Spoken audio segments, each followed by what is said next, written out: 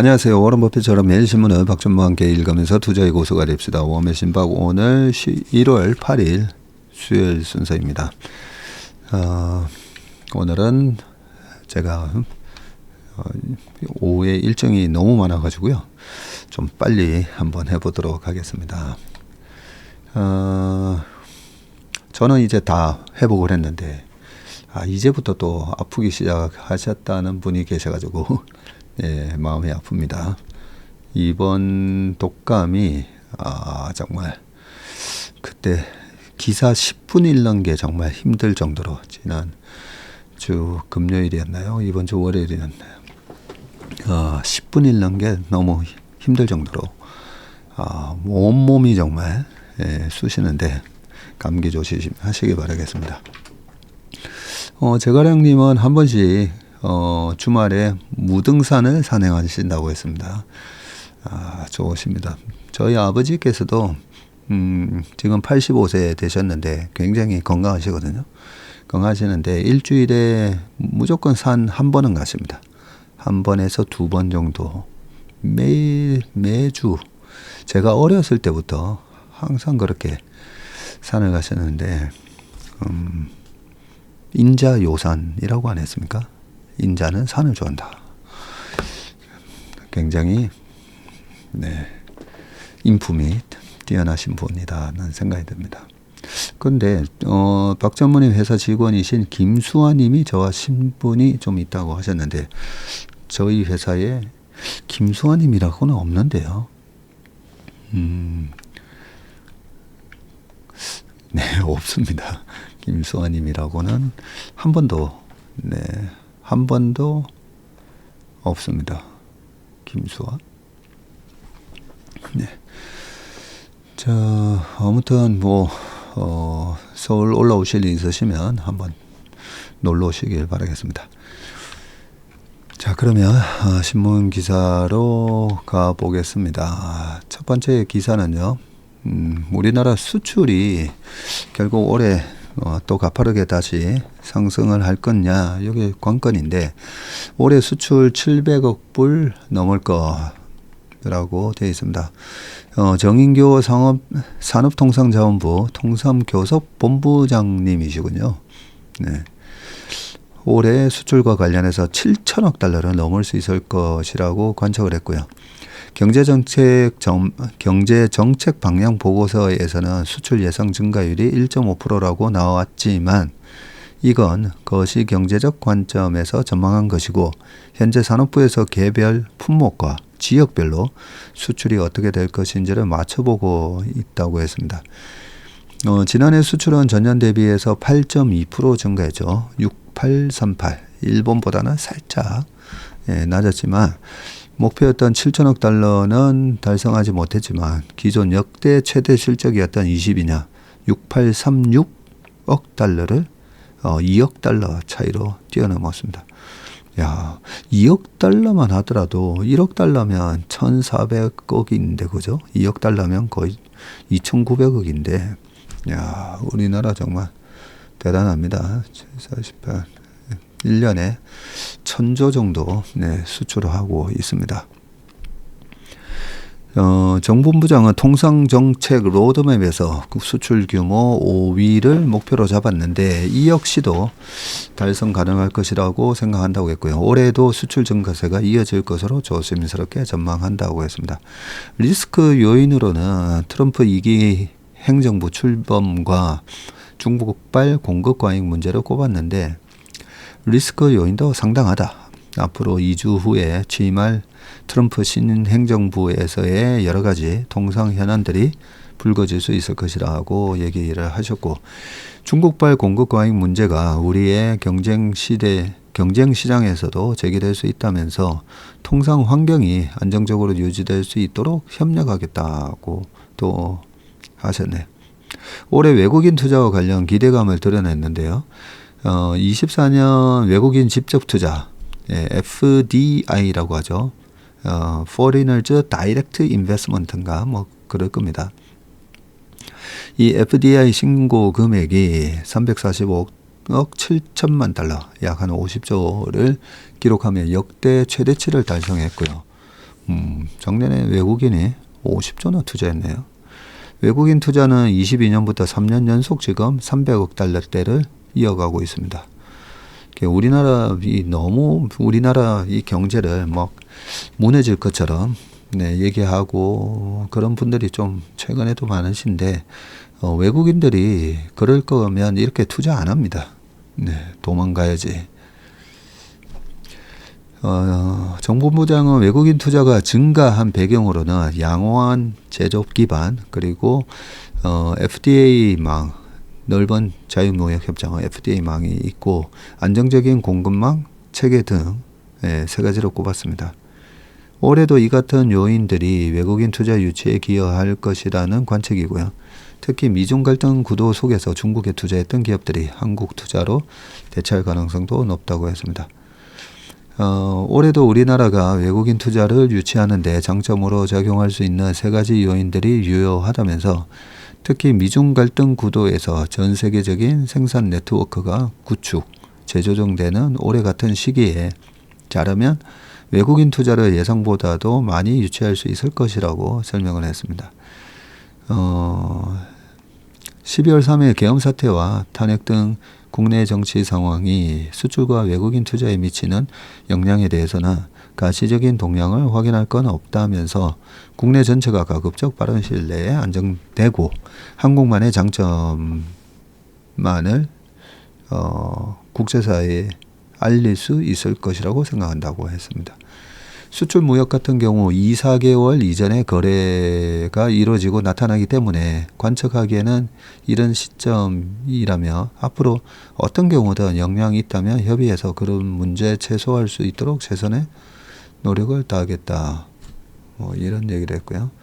환율과 관련해서는 1,400원대가 우리 무역업계 입장에서는 부담스럽고 중간재 가격이 올라가면서 가격이 불확실해지면 수급에 문제가 생길 수도 있다면서 1,450원이 크게 무리가 있는 환율로 보기는 어렵고 하향 조정되어서 지난 11월처럼 1,400원대로 돌아갈 거라고 기대한다고 말을 했습니다.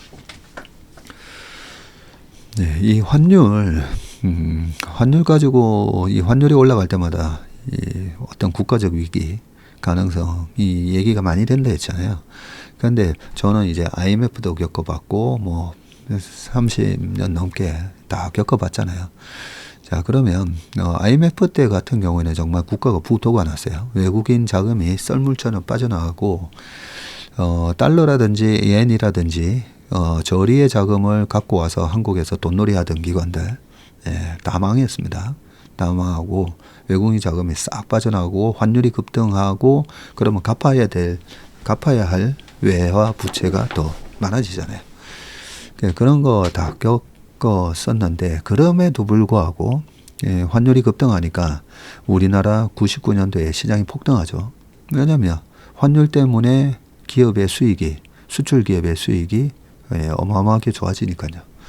그렇게 수출 기업이 좋아지고 돈이 마구 이제 무역 수지 흑자가 나면 다시 국내 금융기관이 튼실해지죠. 부실했던 국내 금융기관이. 그러면서 이제 살아남았던 금융기관이 또 주가가 올라가고 그런 과정으로 우리가 이 수출 경쟁력이 없는 나라면 이런 환율이 급등을 했을 때 계속 원조를 받아야 되는 입장이면 그 원조 받는 그 달러라든지 이런 게 다 부채가 급증하는 그런 부분이 되는데 우리나라가 지금 순채권국이거든요. 채권국에다가 수출 경쟁력이 다행스럽게 그죠? 반도체뿐만 아니라 자동차에서도 잘 하고 있잖아요. 그러면 이렇게 고환율이 됐을 때 너무 이걸로 또 제2의 IMF가 올 것처럼 막 얘기를 하면 유튜브 조회수는 많아지긴 하겠지만 너무 그런 거에 그 신경 쓰시기보다는 우리 채슬리 가족 여러분들은 투자하실 때 자 이렇게 시스템 리스크가 아닌데 환율이 올라가서 떼돈 버는 회사가 뭔지 그런 거에 계속 초점을 맞추시면 올해 25년 25년은 특히 한 7월까지는 굉장히 장이 좋은 장일 거라고 제가 말씀드리잖아요. 그죠? 긍정적인 마인드로 시장을 보시면 좋을 것 같습니다. 2008년도에 뭐 1560원, 1500 거의 90원 같은 그때 그런 분위기랑은요 지금 완전 달라요. 97년 그다음에 2008년 그런 금융이 무너지면서 생기는 시스템 리스크로 발생하는 환율이 급등할 때랑은 지금은 완전히 다르다 생각하시면 됩니다. 자, 두 번째는 신제품 GPU 선보인 젠슨 황 삼성 SK 아닌 미 마이크론 칩 쓴다 라고 되어 있는데 이 기사도 읽고 말씀을 좀 드릴게요. HBM 576개 사용한 플랫폼도 첫 선을 보였다고 하는데 72 블랙웰 GPU 뭐 돼가지고 되게 화려합니다.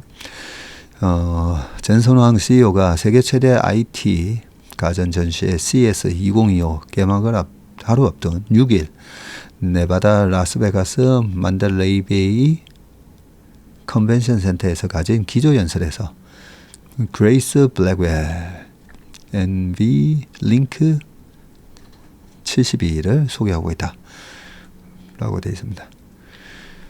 자, 젠슨황이 기조연설에 나서서 PC용 GPU 인 GeForce죠. GeForce RTX 50 시리즈를 처음 공개했고요.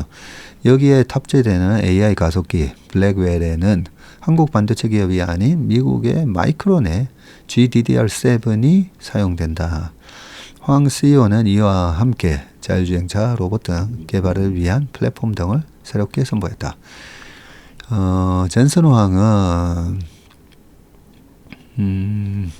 이번에 CES 기조연설로 나선 게 2017년 이후 8년 만이네요. 요것도 또 일치한다, 그죠? 네, 2016년 말에 트럼프가 당선되고 2017년 트럼프 제1기 때 그러고 나서 17년도에 보면 반도체 랠리가 꽤 있었었는데 그때도 엔비디아 주가도 잘 나갔었습니다. 그때도 CES 기조연설자로 나섰었군요. 자, 황 CEO는 과거 GPU로 유명세를 타기 시작한 엔비디아의 정체성에 걸맞게 새로운 GeForce RTX 50 시리즈부터 공개를 했고요. 전작인 RTX 4090 대비 성능과 가격 경쟁력을 높인 제품인데 RTX 50 시리즈에는 엔비디아의 AI 가속기 블랙웰이 탑재됩니다.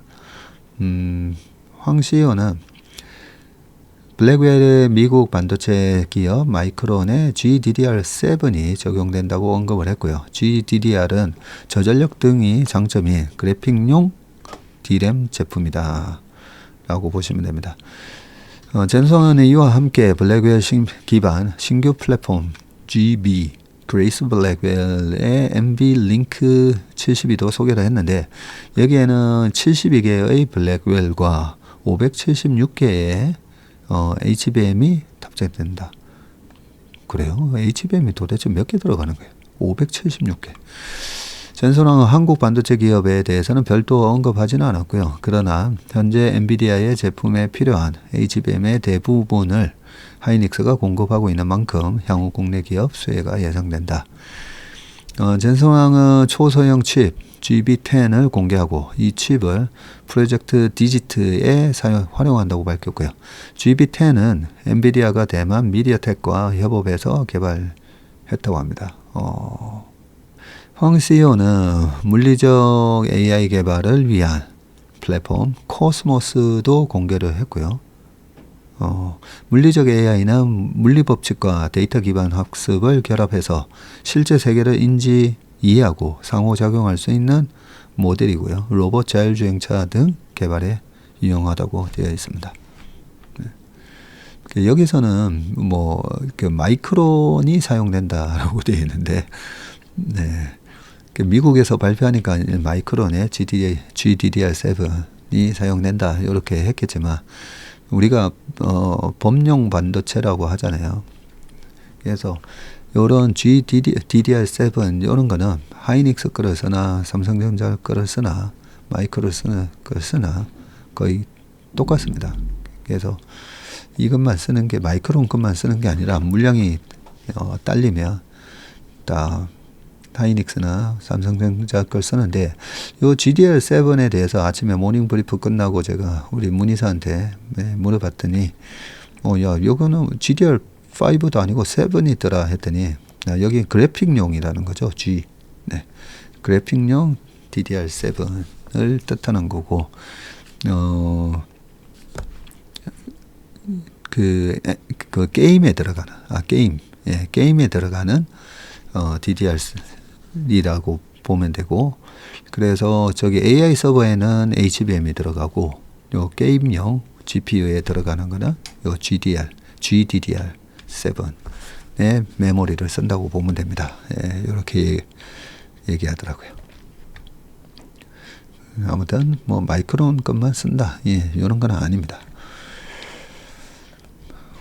자, 그 다음은요. 인구 대국 몰리는 브릭스 4위 인도네시아도 합류. 중국, 러시아 힘을 받나라고 돼 있거든요. 중국과 러시아 주도하는 신흥경제국 연합체 브릭스. 이 브릭스 말이 나온 지가 지금 한 20년 됐습니다. 2004년, 5년, 6년 그때 이 브라질, 러시아 그리고 인도, 차이나 이렇게를 주목해야 된다라고 하면서 그게 아마 골드만삭스인가 어디 글로벌 IB에서 만들어낸 말이었을 겁니다.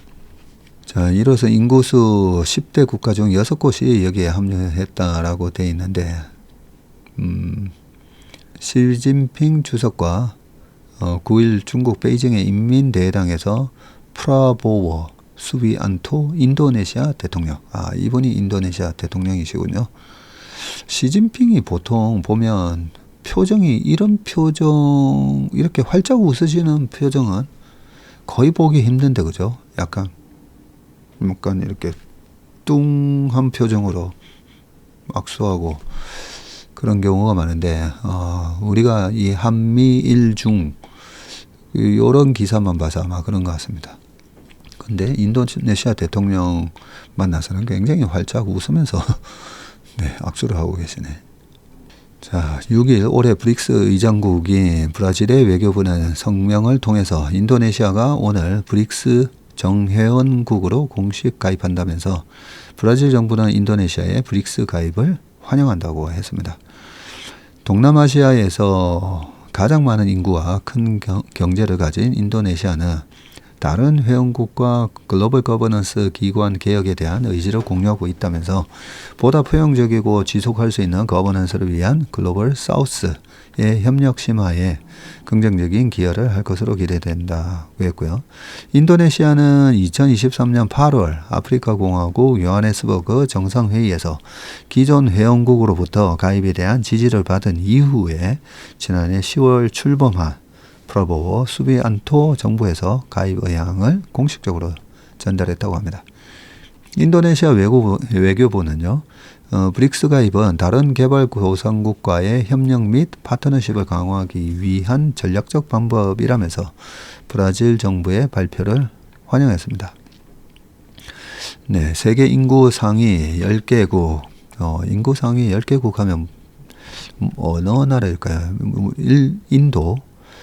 네, 이제는 중국이 아니라 인도입니다. 14억 6,300, 중국이 14억 1,600. 이게 2050년 되면요. 인도가 15억이 넘어가고 중국은 오히려 13억대로 떨어지더라고요. 노령화 때문에. 3등이 미국입니다. 참, 안 가진 게 없는 나라. 저 넓은 또 국토와 뭐 설명을 안 해도 되죠. 인구도 3억 3천이었는데 이제 또 3억 4,700 더 늘었네요. 미국 인구도 계속 증가하지 않습니까? 그죠? 인구 구조도 좋습니다. 미국에서 가장 많은 연령대는요. 28세에서 31세. 그 사이가 또 연령대에서 가장 분포가 높기 때문에 향후 성장 가능성도 좋고 또 세계 인재들이 다 몰려가잖아요. 인재다 싶으면 미국은 이 영주권부터 이 시민권은 아주 빠르게 또 주죠. 자, 4위가 인도네시아입니다. 2억 8,500. 인도네시아가 거의 3억 다 돼가네요. 그리고 파키스탄. 파키스탄이 2억 5,500. 6위가 나이지리아네요. 나이지리아 2억 한 4천 되고요. 7위가 브라질입니다. 2억 1천. 그리고 방글라데시 1억 7,500. 러시아가 1억 4,400 정도. 이디오피아가요. 이디오피아가 인구가 꽤 많네요. 1억 3,500이네. 그러면 아프리카 국가가 나이지리아, 이디오피아 저렇게만 합쳐도 거의 4억 인구네. 그러니까 아프리카 대륙을 무시할 수 없다, 그죠? 자, 브릭스 국가들의 전 세계 총생산 GDP 비중이 얼마가 될까? 약 25%에 달하네요. 25%. 전 세계 지금 GDP가 한 105조 4천억 달러라고 보면요. 여기서 미국이 차지하는 게 거의 20%가 또 넘죠. 여기 나오네요. 미국. 20.66. 미국 한 나라만 3억 4천인데 GDP는 21% 가까이 차지합니다. 그리고 중국이 16%, 인도가 3%. 아무튼 브릭스 다 합쳐서 25% 되네요. 브라질 1.85, 러시아 1.45. 우리나라가 요 사이에 들어가 있죠. 브라질, 러시아 사이에. 그 다음에 밑에 쭉 있습니다. 인도네시아가 1.12네요. 자, 브릭스 정회원국은 조직 이름에도 있는 브라질, 러시아, 인도, 중국, 그리고 S가 사우스 아프리카군요. 남아프리카 공화국. 이어서 지금 이집트, 이디오피아, 이란, 이란이 들어가 있네. 그리고 아랍에미리트, 인도네시아 등 총 10개국으로 늘었습니다. 현재 튀르키예, 아제르바이잔, 말레이시아 등도 정회원 가입 신청을 한 상태이고 이 밖에 가입 희망 국가가 또 여럿 있다고 합니다. 자, 최근 브릭스 국가들 사이에서는 20일 예정된 트럼프의 취임을 앞두고 달러 대안을 찾자는 취지의 움직임이 이어지고 있고 브라질의 좌파 루이스 이나시오 룰라 다 시우바 정부의 목표 중 하나는 브릭스 회원국 간의 무역을 촉진하기 위한 지불 수단을 개발하는 것이라고 했습니다. 실제로 지난해 열린 브릭스 정상회의에서 회원국들은 비달러 거래 촉진과 현지 통화 강세 등에 대해서 논의한 바 있고 트럼프는 브릭스가 달러 패권에 도전하며 100% 관세를 부과할 것이라고 위협하기도 했습니다. 미국이 제일 영린, 건드리면 안 되는 거가 달러 패권이죠. 요 달러 패권에 도전한다는 느낌을 받는 딱 순간부터 지금 중국을 제재하기 시작을 했는데 트럼프가 어떻게 나오는지 봐야 되겠네. 자, 그 다음 기사입니다. SKC CES 2025에서 글라스 기판 전시 기술 우위 공고를 했다고 되어 있습니다. CES Consumer Electronics Show CES 2025에서 글라스 기판을 선보인다고 했고요.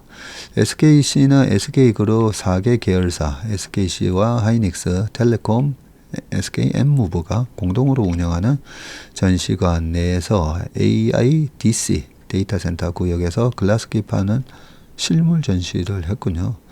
혁신적인 AI 기술로 지속 가능한 미래를 만든다.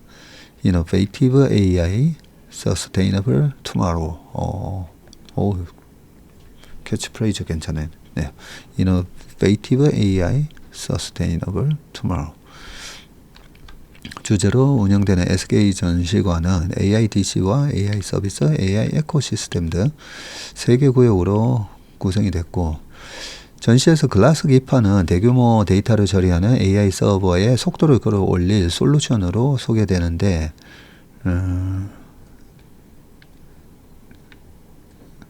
자, 글라스 기판은요, 초미세회로 구현이 가능하고 MLCC 등 다양한 소자를 내부에 넣어서 표면에 대용량 CPU와 GPU를 얹을 수 있는 장점을 지니고 있습니다. 이를 통해서 기존 기판 대비해서 데이터 처리 속도가 40%나 빨라지고 전력 소비와 패키지 두께는 절반 이상으로 줄어듭니다.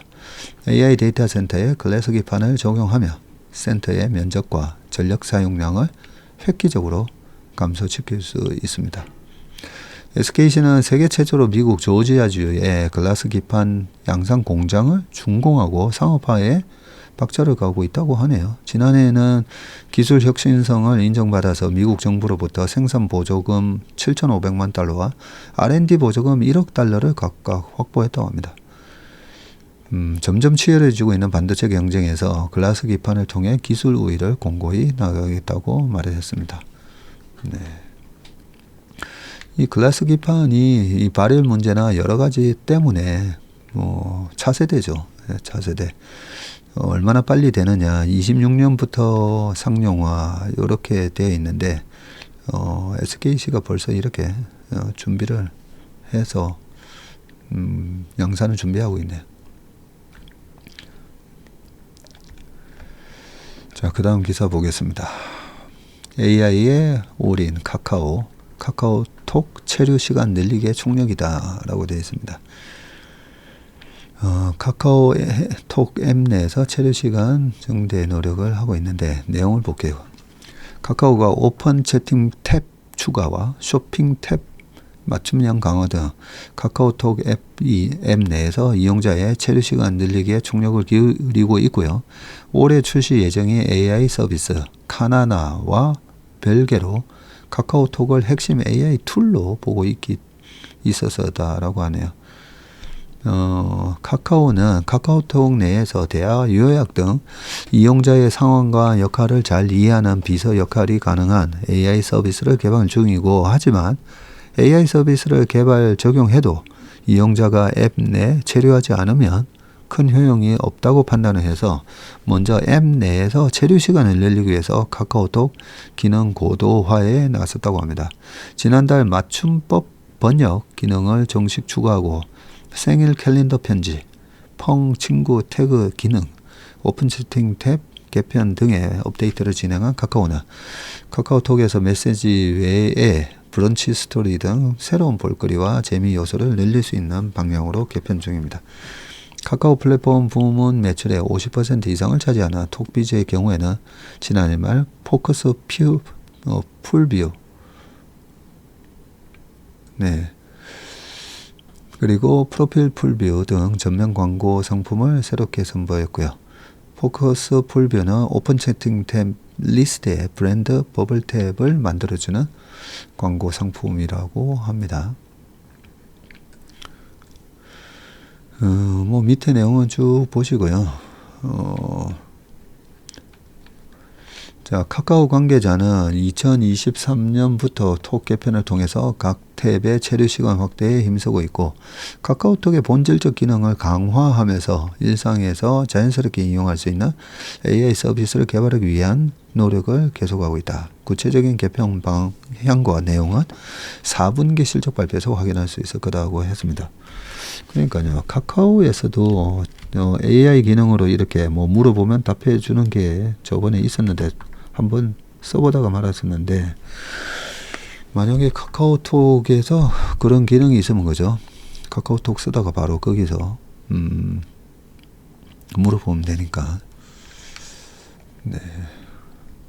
아무튼 카카오도 이 AI 이 큰 혁신에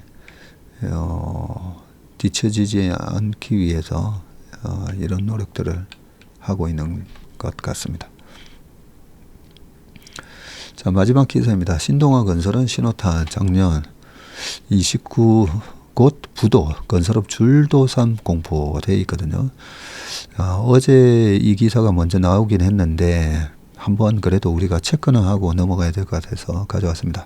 위기의 중견건설사입니다. 네. 신동아 건설이고 파밀리에라는 아파트 브랜드를 가지고 있죠. 신동아 건설발 줄도산 공포가 재점화됐는데 중견건설사 신동아 건설의 자금난이 드러나면서 건설업계 전반에 대한 위기감이 커지고 있고요. 신동아 건설의 회생 절차가 중소 중견건설사 경영난의 신호탄이 될 수 있다는 우려가 나옵니다.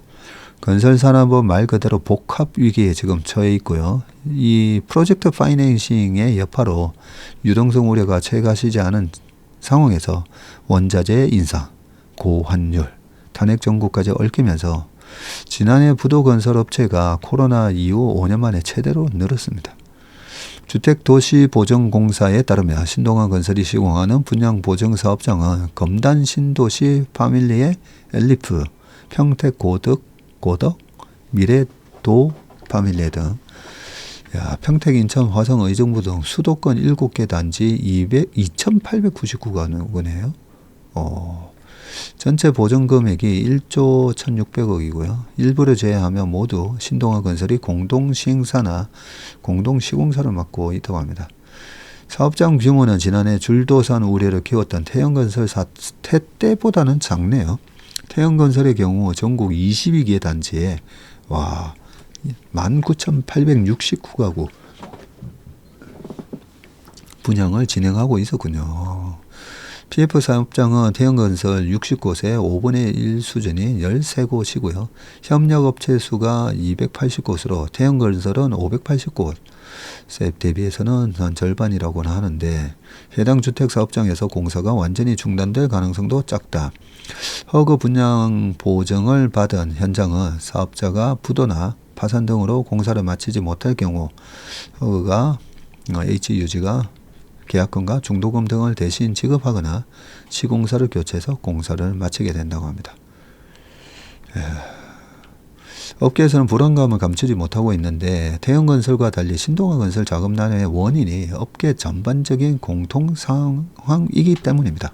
최근 지속되는 건설시장 침체가 결정적인 영향을 미쳤고 이런 것 때문에 사실 한국은행이 금리를 낮추게 된 이유이기도 하죠. 신동아 건설은 지난해 2월 거모건설과 함께 공동시공에 나섰던 세종 리첸시아 파밀리의 입주가 지연되면서 손실을 봤고요.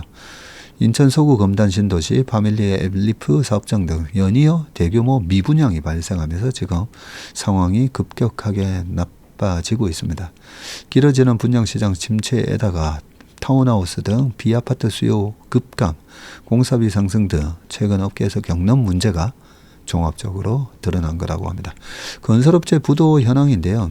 24년도에 이렇게 총 29건, 이거 19년도가 그러니까 좀 안 좋았어요. 19년도가 골프장이 한 절반 텅텅 비었었거든요. 19년도 49개. 그러다가 24년, 21년 이러다가 다시 지금 쭉 늘어나고 있는 이런 모습이네요. 자, 마지막 밑에 내용은 읽어보시고요. 네, 오늘 웜의 신박은 여기까지 하도록 하겠습니다. 오늘 하루도 건강하고 행복한 하루 되시길 바라겠습니다. 고맙습니다.